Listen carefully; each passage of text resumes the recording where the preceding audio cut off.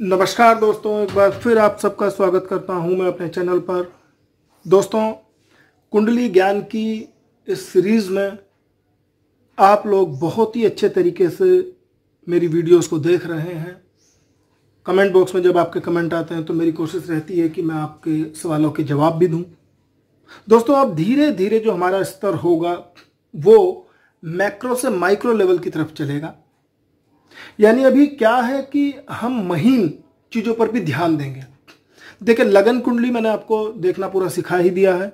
सारे लगन की कुंडली मैं आपसे डिस्कस कर चुका हूं, लेकिन धीरे धीरे हम डिफरेंट योग की बात कर रहे हैं, जैसे विपरीत राजयोग, नीच भंग राजयोग, या आगे चल करके हम और भी डिफरेंट, जैसे सिंहासन योग है, गजकेसरी है, या और भी तरीके के योग होंगे।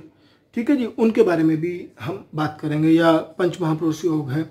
ठीक है दोस्तों, लेकिन इससे पहले एक बहुत इंपॉर्टेंट टॉपिक मैंने सोचा, क्योंकि कई लोग इसके बारे में पूछ भी चुके थे मेरे से कि जातक के जन्म के समय जो हम डिसाइड करते हैं कि इसके पैर कौन से हैं, वो कैसे पता चलेगा।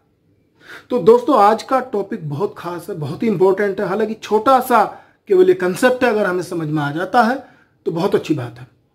और इसमें मैं उपाय भी आपको बताऊंगा। अगर कोई पैर खराब है तो पाया बोलते हैं इसको।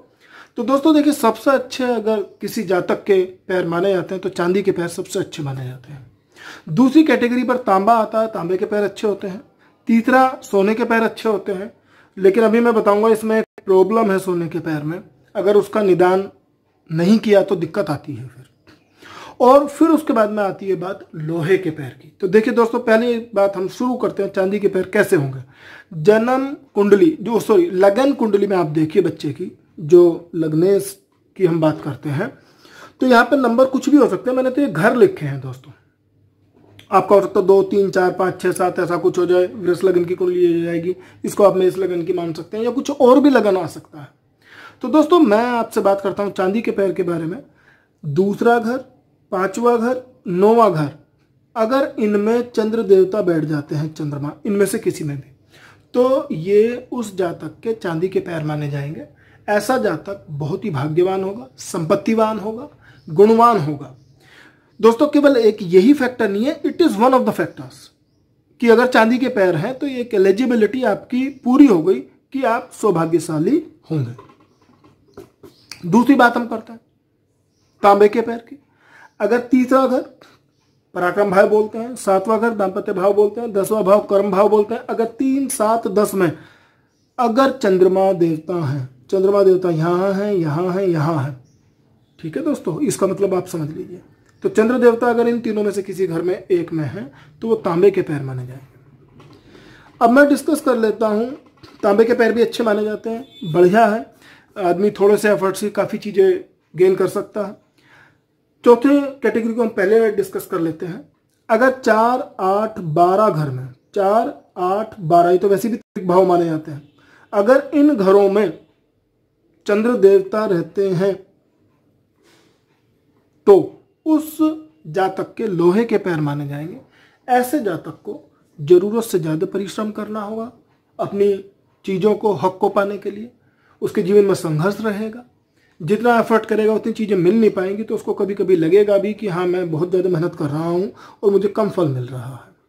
तीसरी कैटेगरी की बात करते हैं दोस्तों, जिस जातक के जन्म के समय, या जन्म के समय नहीं, लगन कुंडली में यहां पर चंद्रमा पहले घर में बैठा हो, छठे घर में बैठा हो, या 11वें घर में, ठीक है जी, इसे धनेश बोलते हैं, 11वां भाव। पहला घर, छठवां घर, 11वां घर। मैं फिर बात कर रहा हूं आपसे, कुंडली में आपकी किसी भी लगन की कुंडली हो सकती है। मान लिया मैं अभी जो मीन लगन की ही बात कर रहा हूं, तो यहाँ 12 आ जाएगा। 1, 2, 3, 4, 5, 6, 7, 8, 9, 10, 11 इस तरीके से देखा जाएगा। ठीक है दोस्तों, लेकिन मैं घरों की बात कर रहा हूं। यहां पर किसी भी घर में अगर चंद्रमा बैठते हैं तो ये सोने के पैर माने जाएंगे। सोने का पैर भी अच्छा नहीं है। ऐसे जातक के जीवन में प्रॉब्लम रहती है, उसको रोग जल्दी घेर लेते हैं, क्योंकि चंद्रमा मन का कारक होता है। चंद्रमा आदमी को कमजोर बनाता है। और गोचर में अगर शनि चंद्रमा के साथ कहीं बैठ जाए, इन घरों में चंद्रमा और शनि की युति अगर बन जाती है तो वो विष योग बनाती है। दोस्तों विष योग की वजह से कई बार बहुत बड़ी प्रॉब्लम उस जातक को हो सकती है। उसे कोई ना कोई बीमारी ऐसी जो वर्षों तक जिसका इलाज ना हो सके, इस तरीके की बीमारी भी उसको लग सकती है। तो इसका उपाय करने का सबसे उत्तम तरीका है, जो भी जातक, सपोज आपको पता चलता है कभी 15 साल का या 16 साल का जो जातक है आपका, आज पता चला कि इसके सोने के पैर हैं, तो आप क्या करें, उसके वजन के इक्विवेलेंट, स्टार्टिंग में पता चल जाए तो बहुत अच्छी बात है, लेकिन उसके अगर बाद में ही पता चलता है, उसके वेट के इक्विवेलेंट मक्का लें, उस मक्का के 9 हिस्से कर दें और फिर आप हर अमावस को उस मक्का को कबूतरों को दान करें, कबूतरों को खिलाएं। जैसे जैसे आप ये करते चलेंगे तो आपकी कुंडली से ये दोष खत्म होते चलेगा सोने के पैर का। तो दोस्तों इन चीज़ों को जरूर कीजिएगा, बताइएगा। अपनी कुंडली देख सकते हैं और लोगों की, अपने दोस्तों की, परिवार वालों की कुंडली आप देखना, विवेचन करना सीख ही गए हैं। जो ये बारीकियां हैं इनके बारे में अब हम बात कर रहे हैं। ऐसे ही फिर किसी वीडियो में मैं आपसे बात करूँगा, जैसे गण रहते हैं, देवगण, राक्षसगण और मनुष्यगण, इनकी प्रकृति के बारे में बात करूंगा। वैसे तो मैंने पिछली कुंडलियों में, वीडियोस में कई बार इसको बोला भी है, लेकिन चर्चा विस्तार से हम फिर करते रहेंगे, वीडियो बनाते रहेंगे। दोस्तों बस एक ही रिक्वेस्ट है, आप मेरे चैनल को सब्सक्राइब करें। जो नए सब्सक्राइबर हैं वो पुरानी वीडियोस को जरूर देखें, तभी वो मेरी वीडियो को ढंग से समझ पाएंगे। एक ही केवल मैं आपसे वादा करता हूं और एक ही दावा है मेरा, मेरी जो वीडियोस हैं बहुत ही इफ़ेक्टिव, बहुत ही मन से और एक परिष्कृत ज्ञान देने की मैं आपको कोशिश करता हूं।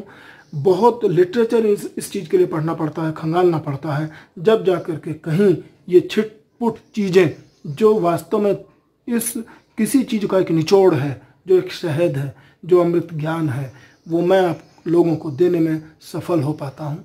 तो मेरी सफलता का सारा क्रेडिट आपको जाता है। मैं कितना सही हूँ, आगे कितनी और अच्छी वीडियो बनाऊँ, ये तभी डिपेंड करेगा जितना ज़्यादा आप मेरे को अप्रिशिएट करेंगे। कमेंट बॉक्स में कमेंट जरूर डालिए ताकि मैं उन लोगों के उन सवालों के जवाब दूँ।